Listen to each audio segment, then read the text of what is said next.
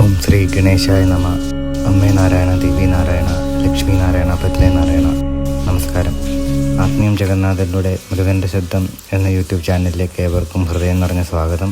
കേരളത്തിലെ പുണ്യക്ഷേത്രങ്ങളുടെയും ആത്മീയ പാരമ്പര്യത്തിൻ്റെയും ചരിത്രത്തിൻ്റെയും വിശേഷങ്ങൾ നിങ്ങളിലേക്ക് എത്തിക്കുന്ന ഈ ആത്മീയ യാത്രയിൽ ഇന്ന് നാം സന്ദർശിക്കുന്നത് കണ്ണൂർ ജില്ലയിലെ അതിപുരാതനവും പ്രസിദ്ധവുമായ മാടായിക്കാവ് ശ്രീ തിരുവർക്കാട്ടുകാവ് ഭഗവതി ക്ഷേത്രമാണ്. ഉത്തര മലബാറിലെ ഏറ്റവും പ്രധാനപ്പെട്ട ശക്തി ആരാധന കേന്ദ്രങ്ങളിലൊന്നായി കണക്കാക്കപ്പെടുന്ന ഈ ക്ഷേത്രം മാടായി പഴയങ്ങാടിക്ക് സമീപമാണ് സ്ഥിതി ചെയ്യുന്നത്. ഈ ക്ഷേത്രം ഉത്തര മലബാറിലെ ഭദ്രകാളി ക്ഷേത്രങ്ങളുടെ മാതൃക്ഷേത്രമായി അറിയപ്പെടുന്നു. ഇവിടെ ഭഗവതിയെ ഉഗ്ര സ്വരൂപിണിയായ ഭദ്രകാളിയായാണ് ആരാധിക്കുന്നത്.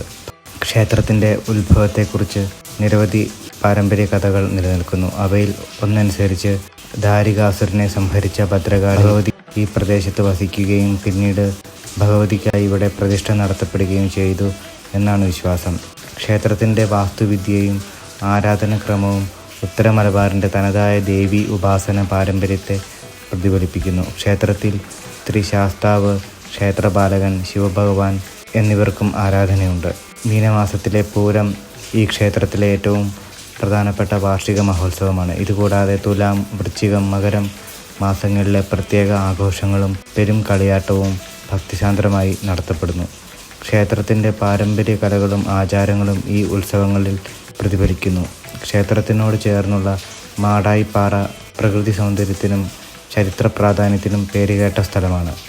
ആത്മീയതയും പ്രകൃതിയും ഒരുമിച്ച് അനുഭവിക്കാൻ കഴിയുന്ന അപൂർവമായ ഒരു തീർത്ഥാടന കേന്ദ്രമാണിത്.